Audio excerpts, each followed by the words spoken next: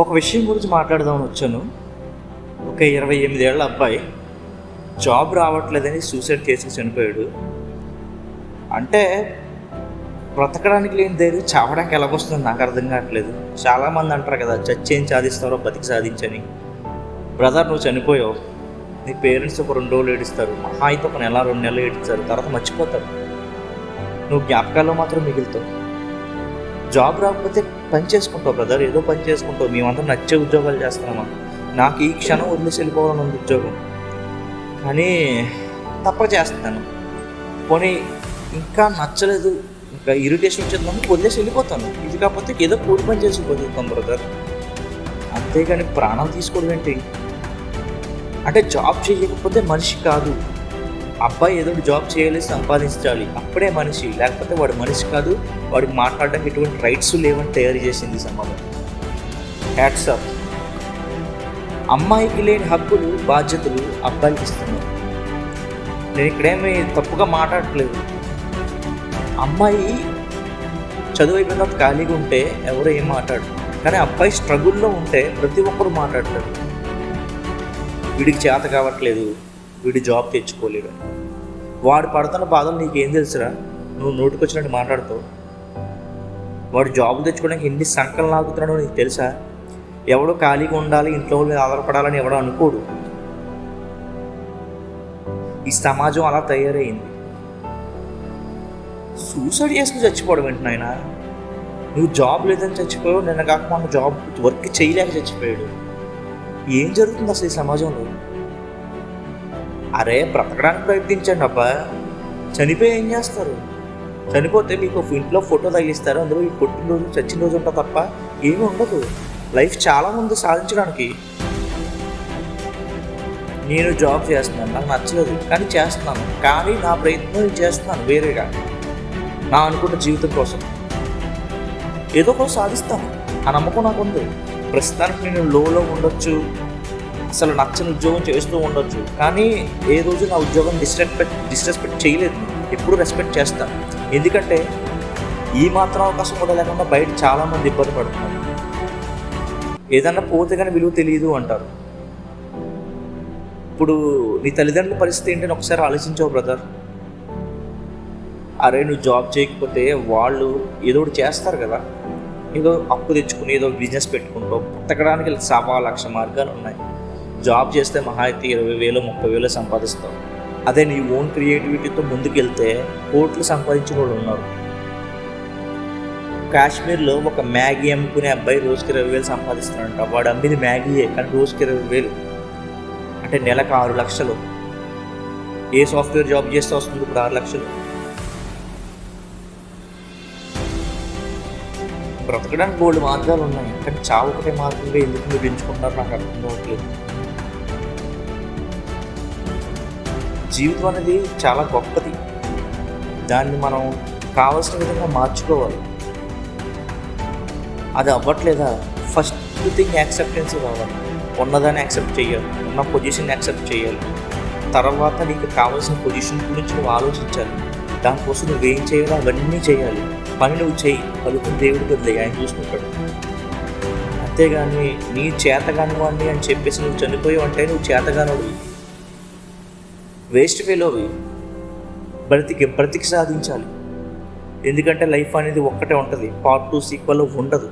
ఈ ఉన్న దాంట్లోనే నువ్వేమనుకుంటున్నామో అది సాధించు. చాలామంది చాలా మాట్లాడతారు, అవి ఏం పట్టించుకోవద్దు. ఎందుకంటే నీ గురించి మాట్లాడేవాడు నీ ఇంట్లో నూనె అయిపోతే పప్పు అయిపోతే తీసుకొచ్చి ఇవ్వడు. నీ అమ్మా నాన్నకి బాగోపోతే హాస్పిటల్కి వచ్చి పరామర్శ కూడా చెయ్యడు. అలాంటి వాడి గురించి మీరైతే పట్టించుకుంటున్నారు. ఈ సమాజం గురించి పట్టించుకోవద్దు, రిలేటివ్స్ ఎవరి గురించి పట్టించుకోవద్దు. నీ గోల్ ఏంటి చెప్తారు కదా, చెవిటి కప్పలా మారిపోవాలి నీ గోల్ వైపు వెళ్ళి. అదే నువ్వు సక్సెస్ అయిన తర్వాత వీడెవడరా అన్నవాడు వీడు మా ఊడరా అంటాడు. నీ సక్సెస్ ఎలా ఉండాలంటే, ఈరోజు నీ ఫోన్ ఎత్తనోడు రేపు పొద్దున నీ ఫోన్ కోసం వెయిట్ చేయాలి. ఎలా తెలుసా? నీ ఇంటి గేటు ముందు వెయిట్ చేయాలి, నువ్వు ఎప్పుడు పిలుస్తావని. అలా ఉండాలి నీ సక్సెస్. అది ఒక్క రోజులో రాదు. ఈరోజు అనుకుంటే రేపు అయిపోదు, చాలా టైం పడుతుంది, చాలా కష్టపడాలి. ఒక్క రాత్రిలో అవ్వదు. ఈరోజు ఈ ప్రపంచంలో గొప్ప గొప్ప విషయాలు సాధించిన వాళ్ళందరూ ఒక్క రాత్రిలో అవ్వలేదు. ఆ సక్సెస్కి వచ్చిన ఒక్క రోజు వెనకాల కొన్ని నిద్రలేని రాత్రులు ఉంటాయి. ఒక్క రోజులో ఏది రాదు. Try until you die. చనిపోయే వరకు ప్రయత్నించు.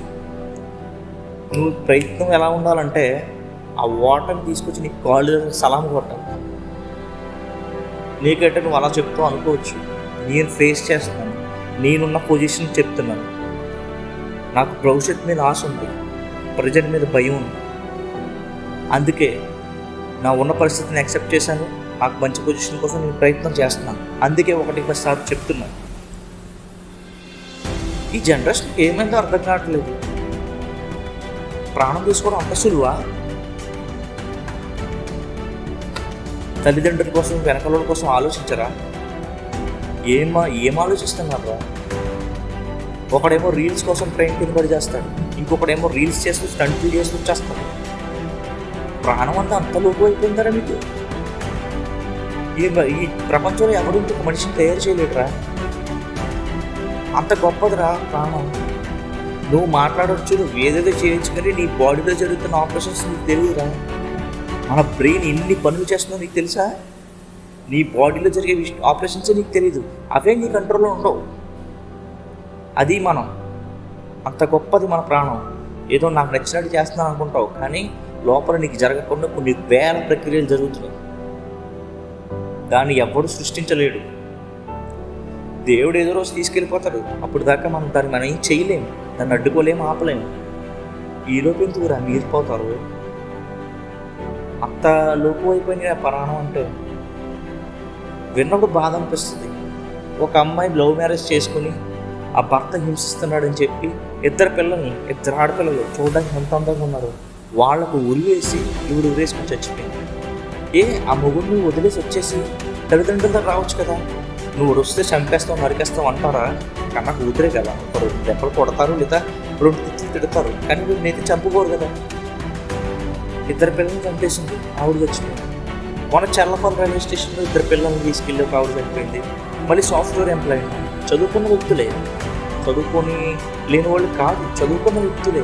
మరి మీ ఆలోచన విధానం ఎలా ఎందుకు వెళ్తుందో నాకు అర్థం కావట్లేదు. గరికపాటి గారు, ఇంకా చాలామంది గొప్పవాళ్ళు ఉన్నారు, వాళ్ళు చెప్తున్నారు కదా. చాగంటి గారు, ఇలాంటి వాళ్ళు చెప్పే మాటలు ఒకసారి వినండి. జీవితం గురించి ఎంత గొప్పదో తెలుస్తుంది. లేదా రోడ్డు మీద పనిచేసి వాడిని వెళ్ళి అడగండి, వాడు చెప్తాడు జీవితం అంటే. అన్నీ ఉండి, ఏమీ లేక కాదు, అన్నీ ఉండి కూడా చనిపోవాలని డెసిషన్ తీసుకుంటున్నాను. నాకు అర్థం కావట్లేదు అది. మరి ఎందుకు? ఏంటి జీవితం? లేనోడికి లేదని బాధ, ఉన్నవాడికి ఉందని బాధ. జాబు లేదని ఒకటి తెచ్చాడు, జాబులో పని చేయలేక ఇంకొకటి తెచ్చాడు. ప్రేమించి పెళ్లి చేసుకున్న గాడు వచ్చింది, 2 పిల్లలు తీసుకెళ్ళి గాడు వచ్చింది. ఎందుకు జరుగుతుందో కూడా తెలియదు కదా. న్యూస్ చూసినప్పుడు గొంతులో ముద్ద కూడా దిగట్లేదు. ఎటుపోతుందంటే అర్థం కావట్లేదు సమాజం. ఈ ఇన్స్టాగ్రాము, ఈ సోషల్ మీడియా వచ్చి మొత్తాన్ని జనాన్ని చెడగొద్దు. సోషల్ మీడియా వచ్చిన తర్వాత ప్రతి ఒక్కడికి పబ్లిక్ లైఫ్ ఎక్కువైపోయింది. ప్రైవేట్ లైఫ్ కన్నా పబ్లిక్ లైఫ్ ఎక్కువైపోయింది. ఇన్స్టాగ్రామ్ పరిచయం వాళ్ళ కోసం మొగుళ్ళు వదిలేసిన భార్యలు ఉన్నారు. ఏంటో సమాజం ఎటుపోతుందో ఏం అర్థం కాదు. ఒక్కసారి మీకు ఏదన్నా డెసిషన్ తీసుకునే ముందు ఒక్కసారి మీ పేరెంట్స్ని, లేదా మీకు పెళ్ళైతే మీ భార్య పిల్లల్ని తలుచుకోండి. వాళ్ళు ఏమైపోతారో ఒక్కసారి ఆలోచించండి. ఓకే, నాకేదో చెప్పాలనిపించింది. మన తప్పుగా మాట్లాడడానికి క్షమించండి. Thank you.